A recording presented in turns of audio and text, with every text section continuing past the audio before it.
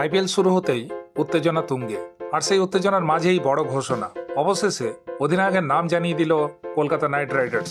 সব জল্পনার ইতি টেনে আবারও দলের হাল ধরেছেন শান্ত স্বভাব কিন্তু অভিজ্ঞ নেতা অজিঙ্কা রাহানে। গত মরশুমটা মোটেই সুখের ছিল না শাহরুখ খানের দল কেকেআর এর জন্য। পারফরমেন্সে হতাশা, তার উপর কোচ চন্দ্রকান্ত পণ্ডিতের বিদায়, সহ অধিনায়ক ভেঙ্কটেশ আইয়ার বাদ, এমনকি বোলিং কোচ ভরত অরুণের সঙ্গেও সম্পর্ক শেষ। সব মিলিয়ে দল জুড়ে বড়সড় রদবদল। তাই অনেকেই ভেবেছিলেন অধিনায়কও বদলাবে, কিন্তু না, চমক দেখালো কেকেআর। নতুন কোচ অভিষেক নাইয়ারের পরামর্শে আবারও আস্থা রাখা হলো রাহানের ওপর। যেন বার্তা স্পষ্ট, ঝড়ের মধ্যেও স্থিরতা দরকার, আর সেই স্থিরতার প্রতীক রাহানে।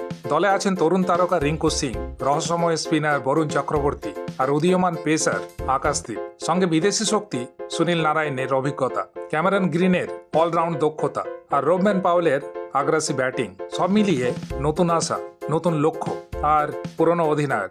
এবার দেখার রাহানের নেতৃত্বে কেকেআর কি আবার জয়ের মঞ্চে ফিরতে পারে।